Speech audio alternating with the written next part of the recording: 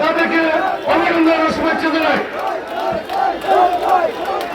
সবাইকে পিছনে বসে নেতৃবৃন্দ সবাই আব্দুল ওয়াহাব ডাক্তার জসিম ভাই সহ আমরা ধন্যবাদ জানাই বাংলাদেশ জাতীয়তাবাদী যুবদল মামুনুল মালে যুক্ত হবে যুক্ত হবে মাহফুজ যুক্ত হবে জানো এবং যুক্ত হবে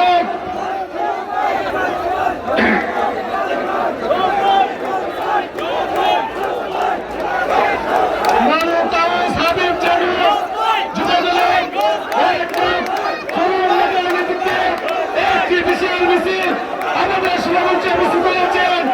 আমরা তাদেরকে ধন্যবাদ অভিনন্দন জানাই। এসেছেন আমরা ধন্যবাদ জানাই। সবাইকে নির্বাচন হয়েছে, সেই নির্বাচনে জনগণের সামনে আমরা ওয়াদা করেছিলাম বিএনপি যদি ক্ষমতায় যায় আমরা এই দেশের মায়েদেরকে সম্মানিত করার জন্য, মাদেরকে ক্ষমতাবান করার জন্য, স্বাবলম্বী করার জন্য রাষ্ট্রের তরফ থেকে ফ্যামিলি কার্ড বিএনপি ইস্যু করবে। আজকে হাতের বুটের দাগ, বুটের কালি মুছার আগে তারেক রহমান সাহেব 37,500 পরিবারের মায়েদেরকে চিহ্নিত করে ফ্যামিলি কার্ড কার্যক্রম উদ্বোধন করেছেন। শুধু তাই না, আমরা বলেছিলাম 10,000 টাকা কৃষি ঋণ সুদ সহ 10 ধর্মের ঊর্ধ্বে উঠে মওকুফ করা হবে। আজকে হাতের কালি, বুটের কালি শুকাবার আগে সারা বাংলাদেশে যারা 10,000 টাকা কৃষি ঋণ নিয়েছিলেন সুদ সহ তাদের টাকা মওকুফ করা হয়েছে। আমরা ওয়াদা করেছিলাম যদি আমরা নির্বাচিত হই বাংলাদেশের মসজিদের ইমাম, মুয়াজ্জিন, মসজিদের সেবক, ইমাম সাহেব 5,000, মুয়াজ্জিন সাহেব 3,000, সেবক 2,000। পবিত্র মাহে রমজানে সেই কার্যক্রম আনুষ্ঠানিকভাবে বিএনপি শুরু করেছে।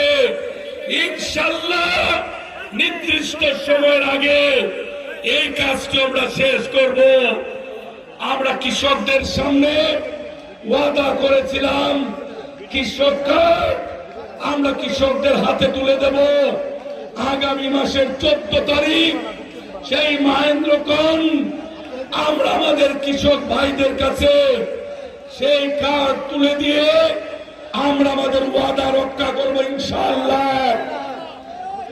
যতগুলি এবার ধন্যবাদ প্লিজ। আমরা আল্লাহ যদি আমাদেরকে সাহায্য করেন প্রতিটি ওয়াদা অক্ষর অক্ষরে পালন করব। আন্দোলন শেষ হয়েছে, ভোটের মাধ্যমে জনগণের সরকার প্রতিষ্ঠিত হয়েছে। এখন হচ্ছে দেশ গড়ার পালা। মানুষের সামনে যে ওয়াদা করেছিলাম প্রতিটি ওয়াদা আমরা নির্দিষ্ট সময়ের মধ্যে পালন করতে চাই। শহীদ রাষ্ট্রপতি জিয়াউর রহমানের দেখিয়ে দেওয়া খাল খনন কর্মসূচি হাতে নেওয়া হয়েছে। লাকায় একাধিক খাল রাষ্ট্রীয়ভাবে খনন করা হবে। অনুরোধ করছি, যার যার এলাকায়, যার যার ইউনিয়নে, যার যার গ্রামে যে খালটি পানি উন্নয়ন বোর্ড, বিএডিসি, উপজেলা প্রশাসন যারাই খনন করবে, আমরা নিজেরা সেই খনন কাজ নিজেরা খেয়াল রাখবো। 1 টাকার কাজ কেউ যেন 3 টাকা নিতে না পারে। দেশে যেন কোনো দুর্নীতি মাত্রা দ্বারা দিতে না পারে। আমাদের প্রিয় নেতা তারেক রহমান সাহেব বলেছেন, আমরা নিজেরা কেউ দুর্নীতি করব না। কোন দুর্নীতিবাজকে আমরা আমাদের ডানে বামে আশ্রয় প্রশ্রয় দেব না ইনশাআল্লাহ। মানুষকে আমরা বুঝাতে চাই, পালিয়ে যাওয়া আওয়ামী লীগ, পরাজিত আওয়ামী লীগ আর জনগণের ভালোবাসায় সিক্ত বিএনপি এক জিনিস না। বিএনপি জনগণকে ভালোবাসে, জনগণ তার প্রতিদান ব্যালটের মাধ্যমে দিয়েছে। আমরা প্রমাণ করি, আসুন আদা করি, আল্লাহকে সাক্ষী রেখে দেশের জন্য আমরা জেল কেটেছি, দেশের জন্য গুলিবিদ্ধ হয়েছি, দেশের জন্য অনেক ত্যাগ স্বীকার করেছি।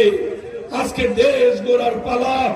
সমস্ত লোভ লালসার উঠে উঠে তারেক রহমান সাহেবের নেতৃত্বে নির্দিষ্ট সময়ের আগে আমরা আমাদের দেশের মানুষের মুখে হাসি ফুটানোর জন্য যদি আবারও ত্যাগ স্বীকার করতে হয়, আমরা রাজি আছি কিনা বলেন তো সবাই? ইনশাআল্লাহ সবাই ওয়াদা করেছি, দেশ গঠনে সর্বোচ্চ ত্যাগ স্বীকারে আমরা প্রস্তুত আছি। যদি আমাদের মধ্য থেকে কোন লুবি নেতা মাথা যারা দেয়, তাকে থামিয়ে দিতে হবে, তাকে চিহ্নিত করতে হবে, তাকে সামাজিক ভাবে বর্জন করতে হবে। দুষ্ট গরুর চেয়ে শূন্য গোয়াল ভালো। কোন ব্যক্তির অপকর্মের দায় আমরা নিতে পারি না। আমি 3 বার মেয়র ছিলাম, অসংখ্যবার জেলে গিয়েছি, কোন দুর্নীতি আমাকে স্পর্শ করতে পারেনি।